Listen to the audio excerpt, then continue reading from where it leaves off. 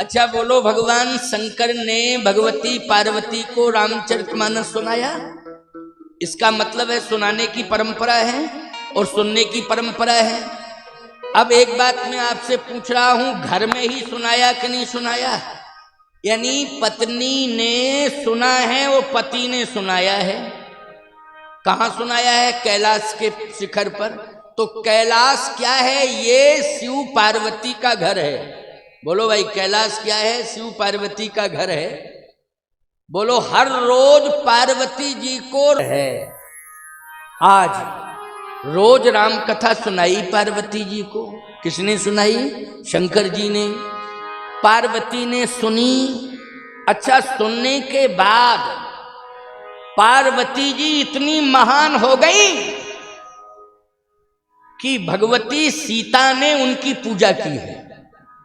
बोलो, किसने की है पूजा? भगवती श्री जानकी ने पार्वती की पूजा की है। लेकिन सीता कौन है और पार्वती कौन है, जरा इसका मूल्यांकन किया जाए। तो इसका मूल्यांकन मैं कर रहा हूं। जासुवंश ते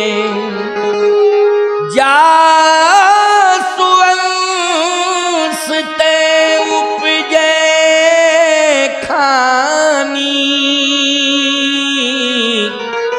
ओ अगणित लक्ष्य उमा ब्रह्माणी। बोलो भाई, उमा जासु अंश ते उपजे। कौन? उमा और ब्रह्माणी और लक्ष्मी।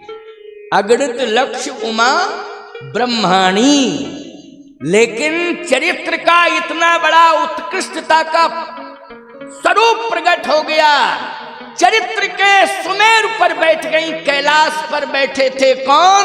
भगवान शंकर। और कथा सुनते सुनते पार्वती जी चरित्र के। बोलो, किसने की है पूजा? सीता जी ने की है पूजा पार्वती जी की। और निज अनुरूप सुभग वर मांगा, अनेक प्रकार के वरदान प्राप्त किए हैं। बोलो, ये प्रभाव जो पार्वती जी का बना है, ये उच्च कोटि के संस्कार और चरित्र का निर्माण हुआ है। वो राम कथा सुनने से हुआ है। भगवान शंकर ने कथा सुनाई और पार्वती जी ने उस कथा को श्रवण किया है। इसलिए चरित्र का, हर घर के चरित्र का निर्माण अगर हो सकता है तो घर घर में रामायण के पढ़ने से हो सकता है। और अर्थ सहित रामायण को पढ़ना है और रामायण के अनुसार चलना है। ये आचार संहिता है। इससे बड़ी आचार्य संहिता आध्यात्मिक दुनिया में और कोई दूसरी नहीं है। पार्वती जी की महिमा बढ़ती गई। सती जी भी तो पत्नी के रूप में भगवान शिव के। क्यों? सती किस रूप में थी? भगवान शिव के पत्नी के रूप में सती थी। लेकिन सती के जीवन में श्रेष्ठ चरित्र का निर्माण नहीं हो पाया। सती के जीवन में नहीं हो पाया। सती को जो भी मिला है भगवान शिव से जुड़ने के कारण मिला है। सती का जो पावर बढ़ा है वो भगवान शिव के कारण बढ़ा है। और मरने के बाद अगर शिव जी यत्र तत्र सर्वत्र न ले जाते तो 52 शक्तिपीठों की स्थापना नहीं होती। लेकिन सती को शक्तिपीठ से जोड़ने में बोलो किसका योगदान है? जल्दी बोलो। भगवान शिव का है। लेकिन सही बतावें आपको, इसमें कोई अतिशयोक्ति नहीं है। सती से कई गुनी महिमा पार्वती की है। सती के 52 स्थानों पर मंदिर बने हुए हैं शक्तिपीठ के रूप में। लेकिन पार्वती का हर गांव में मंदिर बना हुआ है। जिस गांव में शिवालय होगा पार्वती जी वहां जरूर बैठी होंगी। बोलो, ऐसा कोई गांव है कि जिसमें शंकर जी का मंदिर ना हो? चाहे छोटे रूप में हो, नहीं है बड़े रूप में तो छोटे रूप में है। बोलो, है कि नहीं? और जहां पर शिव बैठे हैं वहां कौन बैठी है? सती बैठी कि पार्वती? पार्वती, जबकि वही सती पार्वती बनी है। लेकिन इतना विस्तार, इतना प्रकाश और इतनी श्रेष्ठता कि वो जगत जननी हो गई। क्या हो गई? जगत जननी, मतलब संपूर्ण जगत की माता। बोलो भाई, माँ का सबसे बड़ा सम्मान होता, पिता से बड़ा सम्मान किसका है? जल्दी बोलो। माँ का है।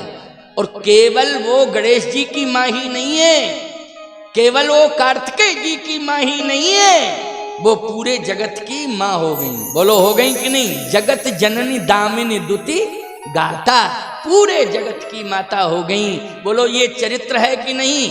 ये श्रेष्ठ चरित्र है कि नहीं कि पूरे जगत की माता हो गई। लेकिन ये बनाया किसने है? इतना बड़ा सम्मान कैसे मिला, गौरव कैसे मिला है? वो राम कथा सुनने से, राम कथा सुनने से। इसलिए मैं कहता हूं कि सभी को राम कथा सुननी चाहिए, बड़ी महिमा है। अब एक बात और सुन लो, अंतिम बात है ये, अंतिम बात है, बस बहुत अच्छा भाव है। शिव जी जब कथा सुना रहे थे पार्वती जी को, तो उस समय पार्वती मैया ने एक प्रार्थना की, क्योंकि दो ही बैठे हैं, तीसरा कोई है नहीं। शिव जी सुना रहे हैं और पार्वती जी सुन रही हैं, तीसरा कोई नहीं है। तो कथा सुन रही हैं तो प्रार्थना की कि महाराज अगर एक निवेदन करूं तो थोड़ा सा आप सुनेंगे? हाँ मैं बिल्कुल सुनूंगा। बोलो क्या बात है? क्या बात है? बात यह है कि ये राम कथा सबको सुनना चाहिए। हाँ सबको सुनना चाहिए। क्यों? क्योंकि संपूर्ण समाज भवसागर के तट पर है। बोलो भाई, जितना भी समाज है वो किस तट पर खड़ा है? भवसागर के तट पर। और भवसागर के तट पर खड़ा है, सागर को पार करना ही मुश्किल है, तो भवसागर को तो कैसे पार किया जाएगा? सागर ही को पार करना बहुत मुश्किल है, क्योंकि समुद्र के किनारे आप खड़े हो जाओ तो जिस तट पर आप खड़े हैं वो तो आपको दिखाई दे रहा है, लेकिन दूसरा तट कहाँ है वो दिखाई नहीं दे रहा है। और दूसरे तट पर पहुंचना बहुत मुश्किल की बात है। अब तो इसके लिए वायुयान, इसके लिए जलयान तैयार हो गए हैं, और वायुयान के माध्यम से भी लोग समुद्र पार कर जाते हैं, और जलयान के माध्यम से भी लोग समुद्र पार कर जाते हैं। लेकिन भवसागर के लिए कौन सा जलयान है? महाराज ये मैं प्रार्थना कर रही हूं आपसे, क्या भवसागर को पार करने वाला कोई जहाज है, कोई जलयान है? भगवान शंकर ने कहा हाँ जलयान है, भवसागर को पार करने वाला भी जलयान है। किसके कार्यकाल में बना? भगवान शंकर ने कहा कि कार्यकाल में बना। ये तो वेदों ने ही बना के तैयार कर दिया है। किसने बना के तैयार किया है? वेदों ने। तो वेदों ने बना के तैयार किया है। कहाँ? रामायण की कथा तुम सुनो ना, हम तुम्हें सुना रहे हैं, देखो राम कथा सुना रहे हैं, उसमें स्पष्टीकरण है। बंदहु चारऊ वेद भव बारिधि बोहित सरिस, बंदहु चारऊ वेद भव बारिधि बोहित सरिस। भवसागर को पार करने के लिए पार्वती 4 वेदों का उत्कृष्ट ज्ञान का जहाज, 4 वेदों के उत्कृष्ट ज्ञान का जहाज, इसमें बैठ करके व्यक्ति भवसागर पार कर सकता है। इसका मतलब है कि जिनको 4 वेदों का ज्ञान होगा वो तो भवसागर पार कर लेंगे, लेकिन जिनको ज्ञान नहीं होगा वो डूब जाएंगे। इसका मतलब है मुश्किल की बात है। अच्छा, यहाँ इतने लोग बैठे हैं, रामायण बहुत लोगों को याद है, बोलो है याद कि नहीं? कुछ प्रसंग भागवत के भी याद हैं, श्लोक भी याद हैं, लेकिन चारों वेदों पर को किसी का अधिकार है क्या? इतने लोग यहाँ बैठे हैं, अगर चारों वेदों पर अधिकार हो तो झूठा हाथ मत उठाना। हाथ कोई भी व्यक्ति समाज में, जितने लोग मेरे सामने बैठे हैं, चारों वेदों पर अधिकार है किसी का? चारों वेदों के बारे में ज्ञान है? किसी का हाथ नहीं उठा। क्यों नहीं है? शायद है कि हमें काशी जाना पड़ेगा, वहां के विद्वानों से संपर्क जोड़ना पड़ेगा। काशी में 1 2 4 निकल आएंगे विद्वान, क्यों भाई, जो चारों वेदों पर, या पूरे देश में हम खोजेंगे तो 100 200 400 500 विद्वान निकल आएंगे। लेकिन पूरे देश में क्या 500 1000 ही लोग रहते हैं? 1 अरब से ज्यादा, क्यों भाई, आबादी है कि नहीं? जिसमें सनातनियों की सबसे ज्यादा आबादी भारत में, बोलो अपने देश में है कि नहीं? हिंदू सनातनियों की सबसे ज्यादा आबादी, बोलो हिंदू सनातनी भवसागर को मानता है कि नहीं मानता है? हिंदू सनातनी भवसागर को मानता है।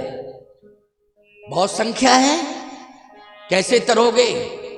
4 वेदों के उत्कृष्ट ज्ञान के जहाज में ज्यादा से ज्यादा बहुत लंबी सोच हमारी जाएगी तो 1000 2000 विद्वान पंडित निकल आएंगे, वो पार हो जाएंगे, लेकिन बाकी सब डूब जाएंगे। तो पार्वती मैया ने कहा कि महाराज अब कैसे बचाया जाए इन सबको? 1000 2000 ही पार हो पाएंगे, क्योंकि 4 वेदों के उत्कृष्ट ज्ञान के जहाज में बैठेंगे, लेकिन बाकी का क्या होगा? मैं इसलिए कह रही हूं क्योंकि मैं पूरे जगत की मां हूं। बोलो क्या हूं? मां हूं। मुझे बच्चों की चिंता है। मुझे किसकी चिंता है? जल्दी बोलो। पार्वती मैया ने कहा कि मुझे बच्चों की चिंता है। निश्चित रूप से मेरे बच्चे, बाकी सब डूब जाएंगे। तो आपसे मेरी ये प्रार्थना है कि कोई ऐसा उपाय बताइए कि जिससे हमारे बच्चे बच जाएं, हमारे बच्चे बच जाएं, ऐसा कोई उपाय बताइए। भगवान शंकर ने कहा उपाय तो है, अगर है तो महाराज बताओ। अब देखो तुम लोग भी सुन लो। उपाय पूछने वाली कौन है? उपाय पूछने वाली हैं पार्वती मैया।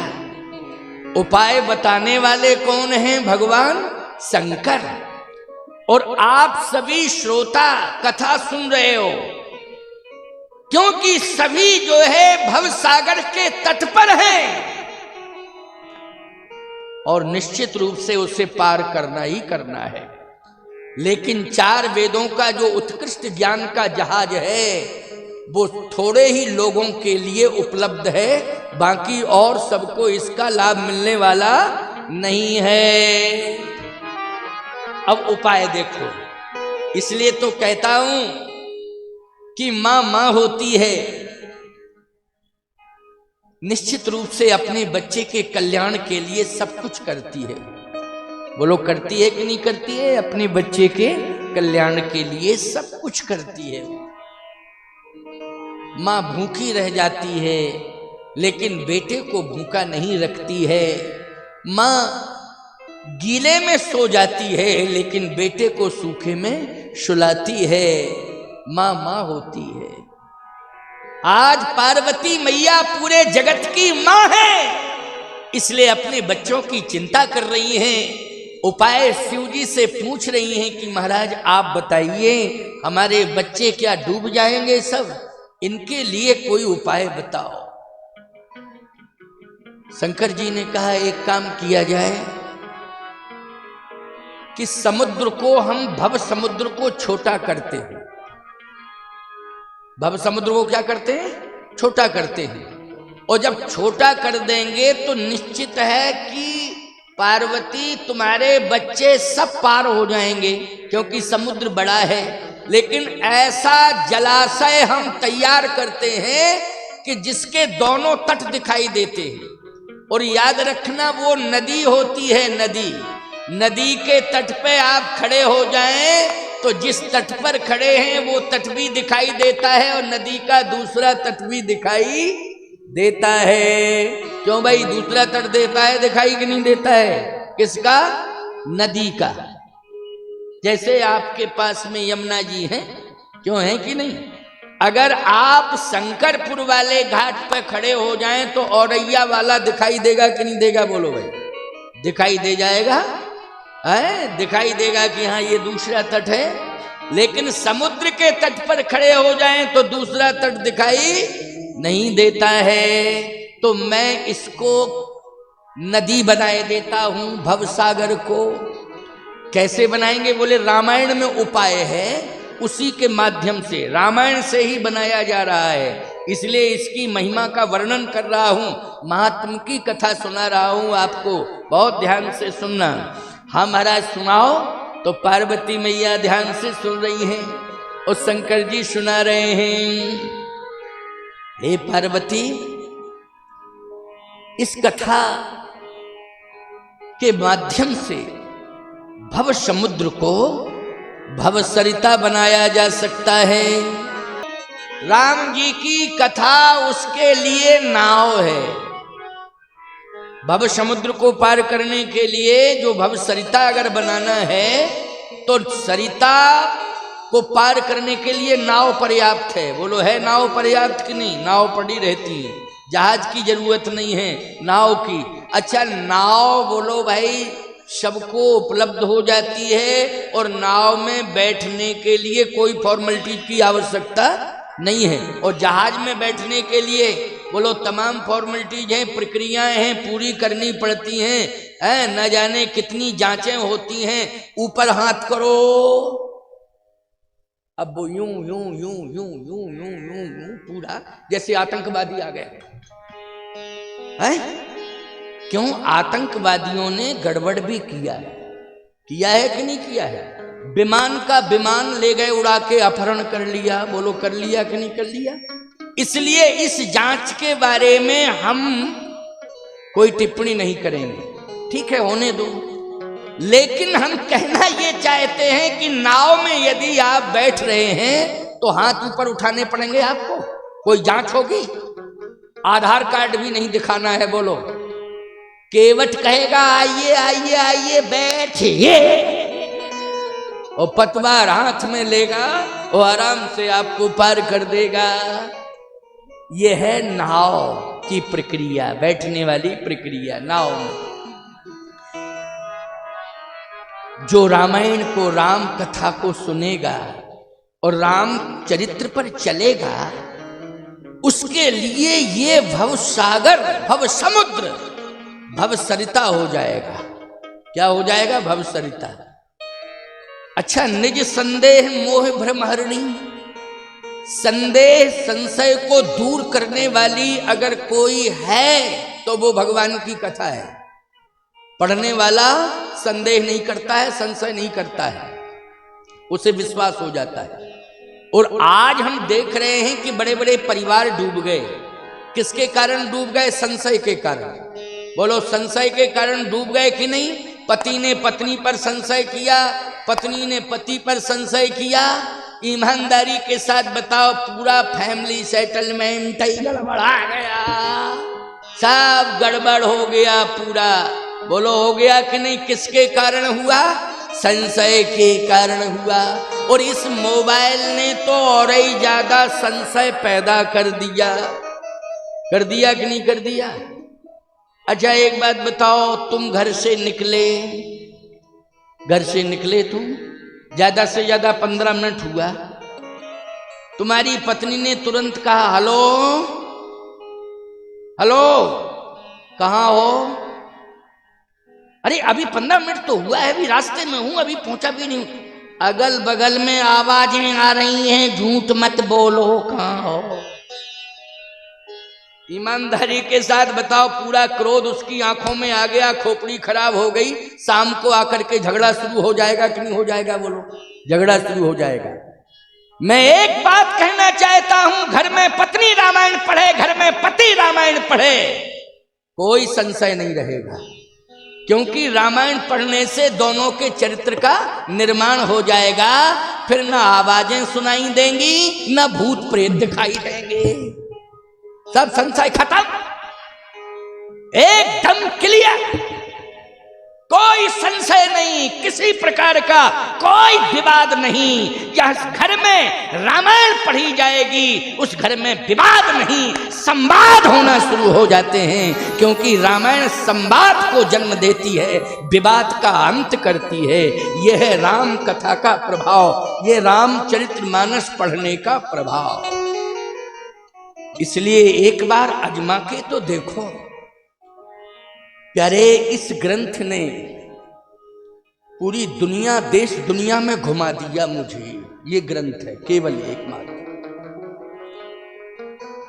पैसा पहचान नहीं बनाता है, पैसा पहचान नहीं बनाता है। पैसा ज्यादा कमाओगे तो फंसाता है, पहचान नहीं बनाता है। यही तो संशय, यही तो समस्या है। ज्यादा पैसा कमाने के चक्कर में लोग कहते हैं हमारी पहचान अच्छी बन जाएगी। पहचान नहीं बनाता है, बल्कि पैसा ज्यादा कमाने से, आय से ज्यादा क्यों, सोचो जरा, फंसोगे कि नहीं फंसोगे? फंसोगे।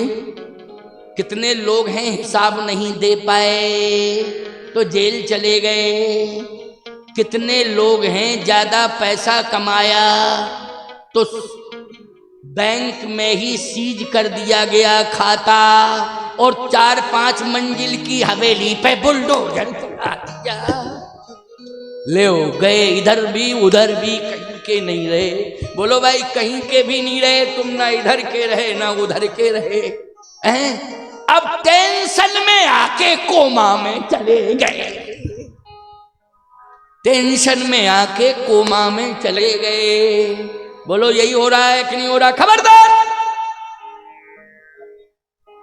रामायण पढ़ो, चरित्र का निर्माण करो, ईमानदारी अपने रोम रोम में लाओ और सदमार्ग पर चलो। महाजनो येन गतः सपंथा, महापुरुष जिस रास्ते पर चले हों उसी रास्ते पर चलो। तुम्हें किसी तीर्थ में राम नहीं मिलेंगे, घर में ही राम मिल जाएंगे, घर के अंदर राम मिल जाएंगे, विश्वास कर लेना।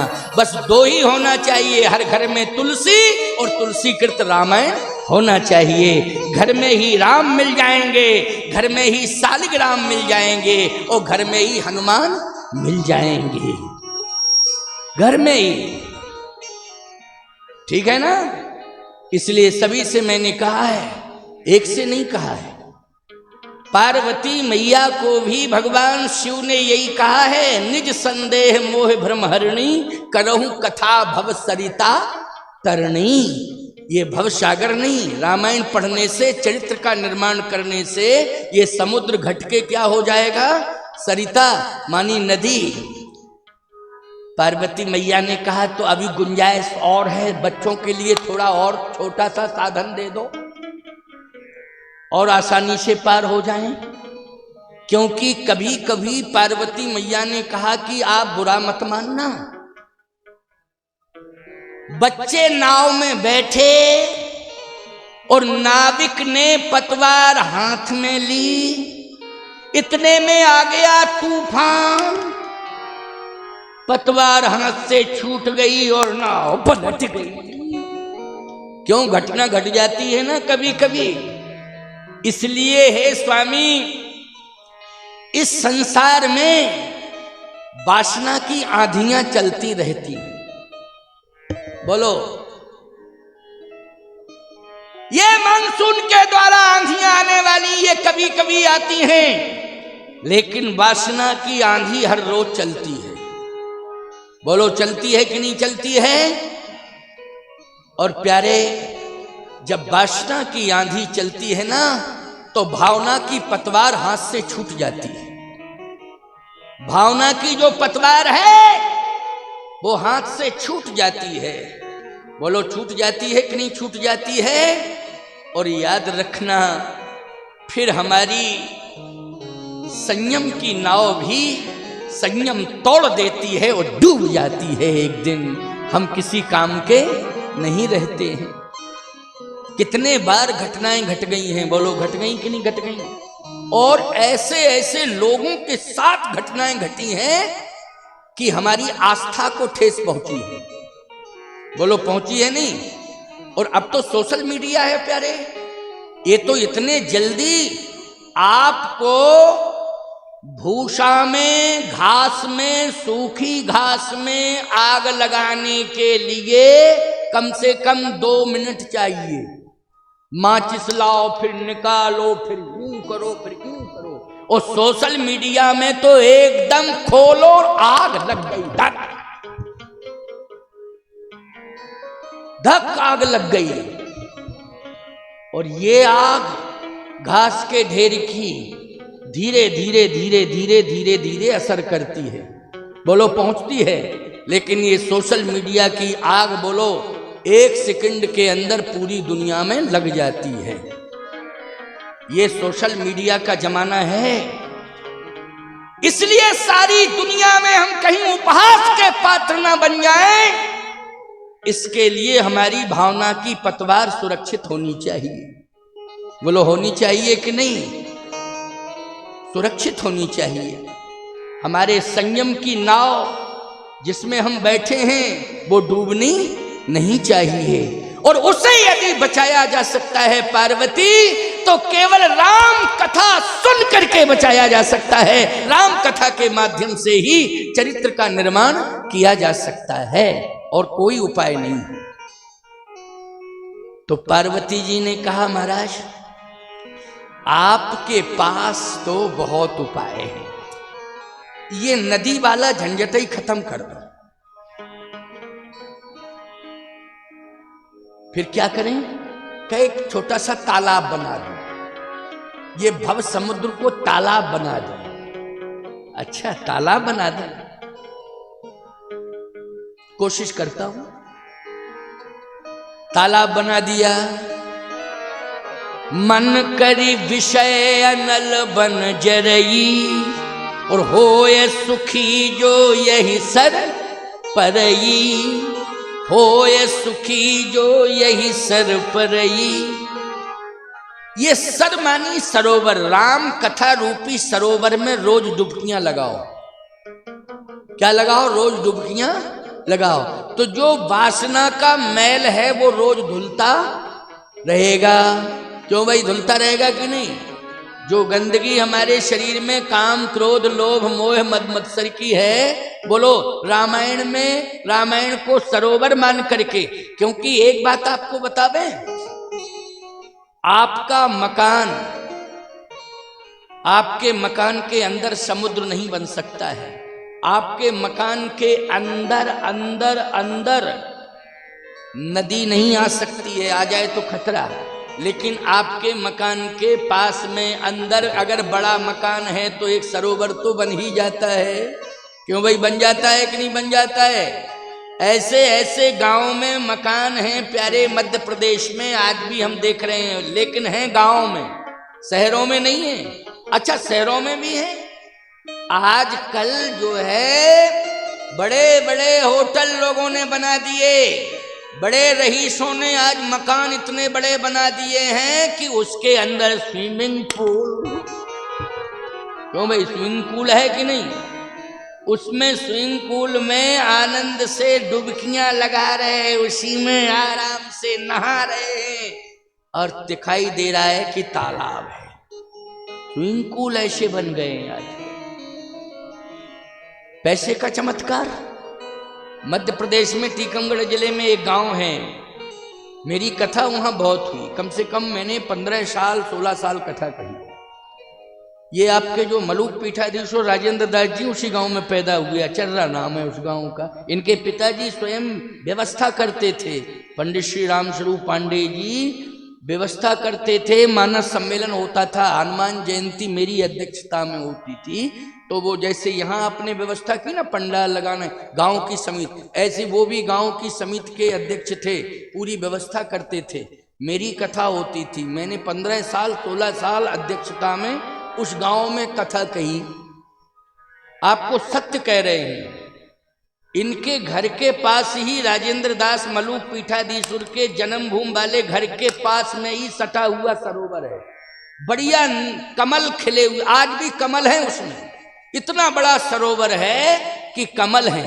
तो सरोवर संभव है कि नहीं, बोलो भाई? सरोवर जो है संभव है, सरोवर से कोई खतरा भी नहीं हो सकता। और नदी अगर बगल से निकली होती तो कभी कभी इतनी बाढ़ आ गई होती कि तुम तो नदी के किनारे के हो, थोड़ा दूर है तुमसे नदी है, यमुना नदी, लेकिन जो बिल्कुल गांव तट पे बसे हैं वो लोग कई बार प्रभावित हुए कि नहीं हुए। और समुद्र के किनारे जो बसे हैं वो तो गजबई सुनामी लहर, 100 फीट ऊंची पानी की दीवार खड़ी हो गई थी एक बार सुनामी लहर में, और सारा का सारा 100 किलोमीटर का गांव शहर नगर प्रभावित कर दिया था उसने। और कभी कभी बीच बीच में तूफान आते रहते हैं कि नहीं आते रहते हैं, तमाम प्रकार के नाम हैं उनके। तो जो समुद्र के किनारे गांव हैं शहर हैं वो तो प्रभावित होते ही हैं, उस तूफान के कारण बोलो हम लोग भी प्रभावित हो जाते हैं कि नहीं हो जाते हैं। कभी तेज पानी बरसने लगता है, बिना मौसम की बरसात आ जाती है, कहे वो वहाँ तूफान आ गया है, वहाँ पर वो तूफान आ गया है, उसका ये नाम है होद होद फलाना, पता नहीं क्या क्या नाम लेने लगते हैं लोग। कहने का तात्पर्य मेरा ये है, तालाब रामायण यदि आपके घर में है और रोज पढ़ी जाती है तो वो मानस मानसरोवर है। और उस सरोवर में यदि लोग नहाते रहेंगे तो याद रखना फिर वो कभी भव समुद्र में या भव सरता में डूबेंगे नहीं। इसलिए रामायण को ही मानसरोवर कहा गया है। एक मानसरोवर तिब्बत में है, तालाब के रूप में है वो मानसरोवर, जहां कैलाश की तलहटी प्रवाहित हो रहा है वहां मानसरोवर। लेकिन उस मानसरोवर में और आपके घर में रामायण रूपी रामचरितमानस रूपी मानसरोवर में अंतर है। क्या अंतर है? बोले यहाँ 9 रस हैं, रस एक वहां, एक रस जल भरा है वहां मानसरोवर में, और यहाँ 9 प्रकार का रस है। यहाँ 9 रस हैं, रस एक वहां, यह वाणी है संत की पानी नहीं। और तन का मल धोया करो जो कहीं, मन का मल तो धुलता है यही। इस राम चरित्र के मानस से उस मानस की तुलना है नहीं।